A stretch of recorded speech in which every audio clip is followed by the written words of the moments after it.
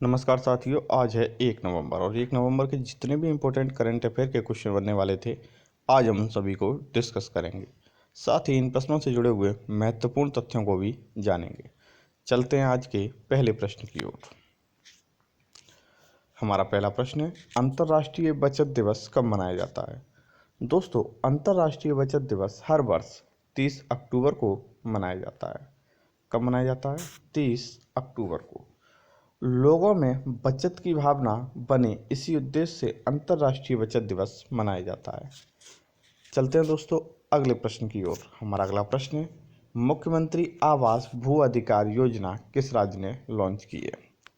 दोस्तों, मुख्यमंत्री आवास भू अधिकार योजना मध्य प्रदेश राज्य ने शुरू की है। इसका शुभारंभ मध्य प्रदेश के मुख्यमंत्री शिवराज चौहान के द्वारा किया गया था। दोस्तों, मुख्यमंत्री आवास भू अधिकार योजना के तहत उन लोगों को आवास दिए जाएंगे और भूमि अधिकार दिया जाएगा जिनके पास पहले से कोई आवास नहीं है। इसी के लिए भूमि देकर उन्हें आवास दिया जाएगा, जिसे कहा जाएगा मुख्यमंत्री आवास भू अधिकार योजना। इस योजना के लाभ उन्हीं लोगों को मिलेगा जो शादीशुदा हैं लेकिन उनके बच्चे अभी नाबालिग हैं। चलते हैं दोस्तों अगले प्रश्न की ओर। हमारा अगला प्रश्न है, रक्षा सहयोग के लिए भारत ने किस देश के साथ टास्क फोर्स गठन करने के लिए समझौता किया है? दोस्तों, रक्षा समझौते के लिए भारत ने इजराइल के साथ टास्क फोर्स गठन करने का समझौता किया है। इजराइल की बात करें तो इजराइल पश्चिमी एशिया का देश है। इजराइल में गोलन हाइट्स और वेस्ट बैंक भी है। कौन कौन सी जगह? गोलन हाइट्स और वेस्ट बैंक। साथ ही दोस्तों, इजराइल में की जो संसद है उसे नेसेट कहा जाता है। क्या कहा जाता है? नेसेट। चलते हैं दोस्तों अगले प्रश्न की ओर। हमारा अगला प्रश्न है, सर्वश्रेष्ठ सार्वजनिक परिवहन प्रणाली वाले शहर का अवार्ड किसे मिला है? तो दोस्तों, सर्वश्रेष्ठ सार्वजनिक परिवहन प्रणाली वाले शहर का अवार्ड मिला है सूरत को। सूरत गुजरात का शहर है और सूरत हीरा व्यापार के लिए भी प्रसिद्ध है। दोस्तों, गुजरात की बात करें तो गुजरात पश्चिमी तट पर स्थित एक राज्य है जिसकी सीमा सर्वाधिक समुद्र में है।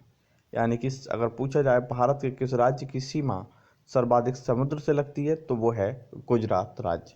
और गुजरात के बाद दूसरे नंबर पर है आंध्र प्रदेश। गुजरात की राजधानी गांधीनगर है और यहाँ का प्रमुख शहर अहमदाबाद है। गुजरात में ही नरेंद्र मोदी स्टेडियम भी है, जिसे मोटेरा स्टेडियम के नाम से पहले जाना जाता था। चलते हैं दोस्तों अगले प्रश्न की ओर। हमारा अगला प्रश्न है, देश का सबसे बड़ा अरोमिक गार्डन कहाँ बन रहा है? तो दोस्तों, देश का सबसे बड़ा अरोमिक गार्डन बन रहा है उत्तराखंड में। कहाँ पर बन रहा है? उत्तराखंड में। अब ये अरोमिक गार्डन क्या है? दोस्तों, अरोमिक गार्डन के अंतर्गत सुगंधित पेड़ पौधे और फूलों की एक ही जगह पर स्थापना की जाएगी। इसके अंतर्गत देश भर से लगभग 100 से 150 प्रजातियों के पौधे इकट्ठे किए जाएंगे और उन्हें उत्तराखंड में एक गार्डन में रखा जाएगा, जिसका नाम रखा गया है अरोमिक गार्डन। दोस्तों, ये सुगंधित गार्डन भी कहा जाएगा बाद में। चलते हैं दोस्तों अगले प्रश्न की ओर। हमारा अगला प्रश्न है, महिला सशक्तिकरण के लिए किसे ब्लैक स्वान पुरस्कार मिला है? दोस्तों, महिलाओं में सशक्तिकरण के लिए एक पुरस्कार दिया जाता है, इसका नाम है ब्लैक स्वान पुरस्कार और इस वर्ष ये मिला है रेणु गुप्ता को। किसे मिला है? रेणु गुप्ता को। महिला सशक्तिकरण को इन्होंने काफ़ी ज़्यादा बढ़ावा दिया है, इसी कारण से रेणु गुप्ता को ब्लैक स्वान पुरस्कार से सम्मानित किया गया है। चलते हैं दोस्तों अगले प्रश्न की ओर। हमारा अगला प्रश्न है, किस राज्य सरकार ने अपना स्थापना दिवस 18 जुलाई को मनाने का निर्णय लिया है? तो दोस्तों, अभी हाल फिलहाल में तमिलनाडु सरकार ने अपना स्थापना दिवस 18 जुलाई को मनाने का निर्णय लिया है। दोस्तों, आज़ादी के समय तमिलनाडु का नाम मद्रास प्रेसिडेंसी था और मद्रास राज्य से ही इसका नाम चल रहा था, लेकिन 18 जुलाई 1967 को इसका नाम तमिलनाडु कर दिया गया। इसी कारण से प्रत्येक वर्ष 18 जुलाई को तमिलनाडु राज्य ने अपना स्थापना दिवस मनाने का निर्णय लिया है। दोस्तों तमिलनाडु की बात करें तो तमिलनाडु में एक जगह है जिसका नाम है चेन्नई यानी कि मद्रास, और यहीं से भारत का औसत समुद्र तल भी मापा जाता है। चेन्नई भारत में कृत्रिम बंदरगाह का भी उदाहरण है। दोस्तों तमिलनाडु राज्य की बात करें तो तमिलनाडु राज्य के से मात्र कुछ ही दूरी पर स्थित है श्रीलंका देश। कौन सा देश स्थित है? श्रीलंका देश। यहाँ के धनुषकोडी से, और जबकि श्रीलंका के तलैयामन्नार की मात्र दूरी 32 किलोमीटर है। कितनी है? 32 किलोमीटर है। दोस्तों तमिलनाडु में अगर हम बात करें तो यहाँ के कल्चर के बारे में, तो यहाँ पर तमिल भाषा बोली जाती है। कौन सी भाषा बोली जाती है? तमिल भाषा। चलते हैं दोस्तों अगले प्रश्न की ओर। हमारा अगला प्रश्न है, घसियारी कल्याण योजना किस प्रदेश में शुरू की गई है? दोस्तों घसियारी कल्याण योजना उत्तराखंड राज्य में शुरू की गई है, और इसे शुरू किया है भारत के गृह मंत्री अमित शाह ने।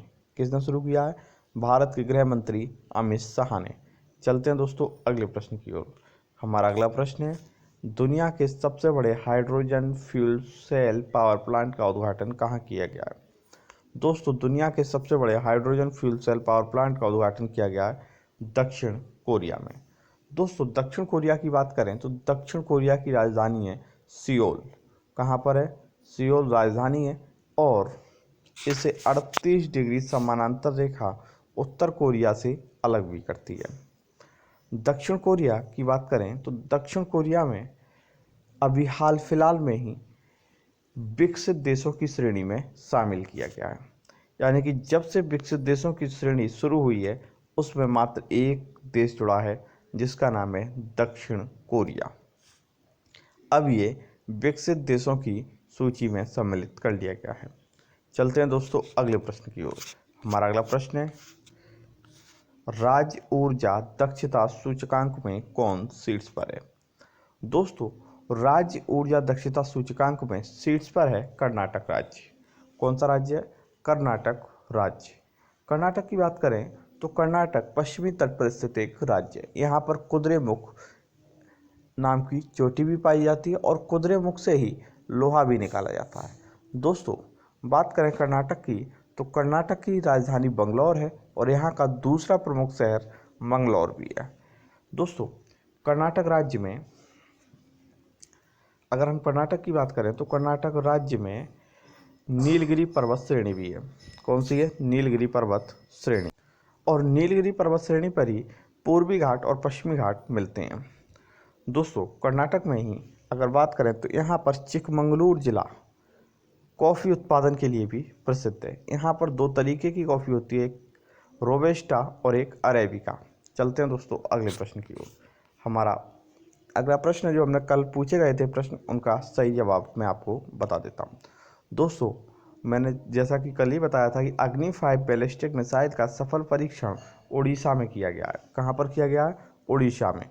और उड़ीसा में भी इसकी बात करें तो उड़ीसा में कौन से द्वीप पर किया गया है? व्हीलर द्वीप पर, जिसे अब्दुल कलाम द्वीप भी कहा जाता है।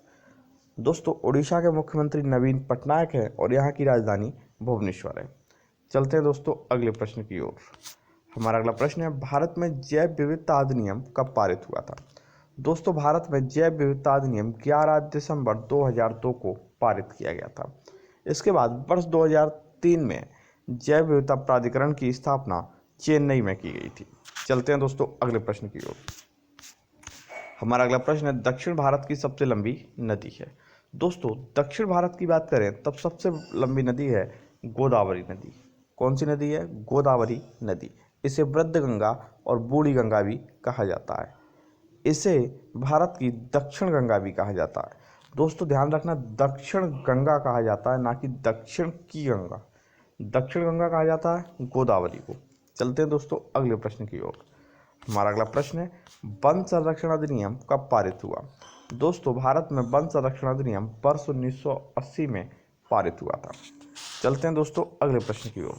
हमारा अगला प्रश्न है, निम्न में से कौन सा इन सीटू संरक्षण नहीं है? यानी कि स्वस्थानीय संरक्षण नहीं है। तो दोस्तों इसके अंतर्गत आता है चिड़ियाघर। चिड़ियाघर स्वस्थानीय संरक्षण नहीं है।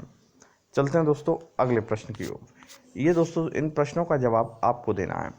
पहला प्रश्न है कि फेसबुक का कॉरपोरेट नाम क्या हो गया है। फेसबुक का कॉरपोरेट नाम क्या हो गया है। दूसरा प्रश्न है उत्तर प्रदेश में विश्व के में जनसंख्या के आधार पर कौन से स्थान पर है। उत्तर प्रदेश विश्व में जनसंख्या के आधार पर कौन से स्थान पर है। अगला प्रश्न है उत्तर प्रदेश का जनसंख्या घनत्व कितना है।